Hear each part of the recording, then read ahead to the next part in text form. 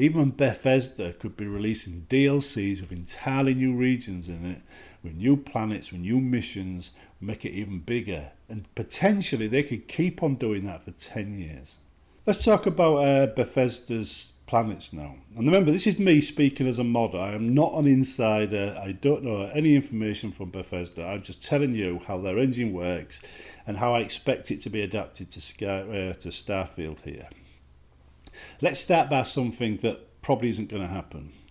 Starfield and Skyrim. Now, Skyrim is a massive world. I don't think we will see worlds that big or world spaces that big. And if we do, there'll be one-offs. Probably a sort of major plot location or something like that. But I don't think we'll see that. Right? I think what we're going to see is lots of much smaller locations, like the size of cities. Maybe the size of Whiterun, right, or Eastmarch. That's it. Because I think it's necessary. When you're dealing with space, with multiple locations or multiple planets, you cannot have every planet the size of Skyrim. Because you'd be there forever making it. The game would never be released. So anyhow, I think it's much smaller locations. And I still believe we can extract a lot of information from past games to explain how Starfield will probably work. And I think one of the ways it'll probably work is, you see the way they make their cities feel unique? Well, I think they'll continue that trend. They'll make their cities feel unique. So when you go to one city on a planet, it'll feel different from the next. And anything that's truly unique will be an enclosed city. There'll be nothing outside it. You'll be doing everything inside the city. That's what I think. And then you'll leave the city to go to a barren moon, and it'll be open world. You know, it'll be like a mining camp and things like that. Now, they can make their life easier by having the barren world have no atmosphere, so they don't need any wildlife or fauna, should I say. You know, they could easily make their life easier, but it'd be a bit boring. So not every planet they can get away with doing that, but they could give quite a few that way. So if you land on a mining camp, it'd just be a load of structures, you know, with airlocks and things like that.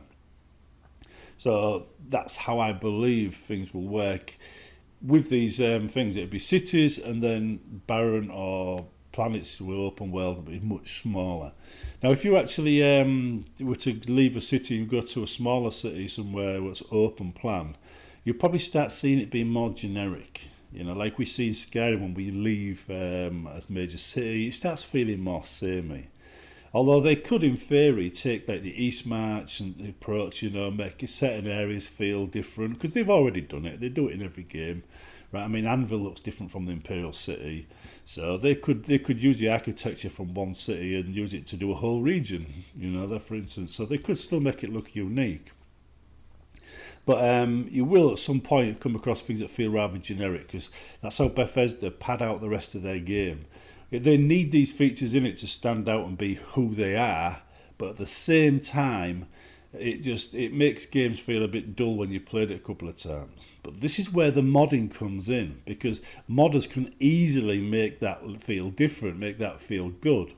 And as a consequence, when modders get going and they start to make this work, you suddenly start feeling the game changing. The game suddenly feels much better than it used to.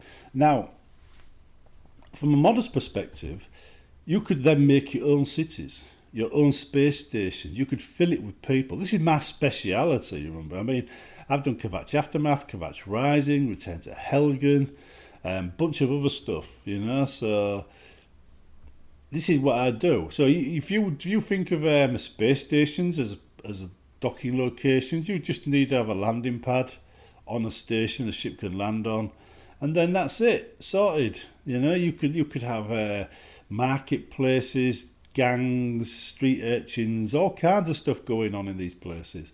You can make your own pirate haven where you join a faction and just raid places and do missions where you attack settlements and things like that. There's all kinds of things. You could have the Borg have their own outpost someplace if you wanted to.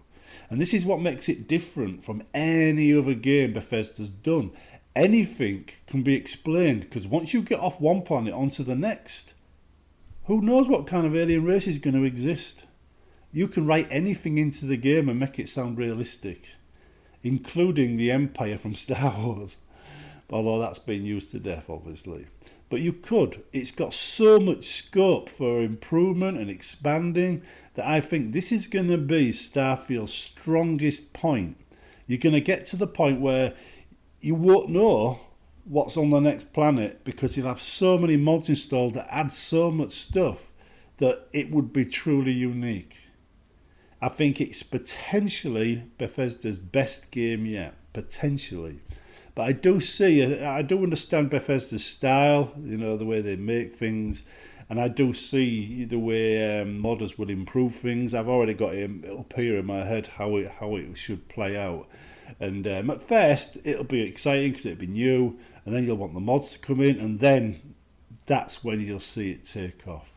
You're going to see new worlds, new races, new cities, new space stations, new missions, new pirate clans. New empires infringing on the space of wherever you are. A universe to explore and a universe to create from a modder's perspective. And if you make cities like I do, and that's worthy of a video on its own, it's all about detail. It's all about detail, making it feel unique, giving it history, making people feel immersed in it. And maybe I'll tell you about that sometime. But in the meantime, I think if we're looking at Starfield from a perspective of, as soon as the game is released, that's the basic game we're ever going to see. And from that point on, it just gets better. Even Bethesda could be releasing DLCs with entirely new regions in it, with new planets, with new missions, make it even bigger. And potentially they could keep on doing that for 10 years. And it wouldn't age the game one bit. See you in the next one.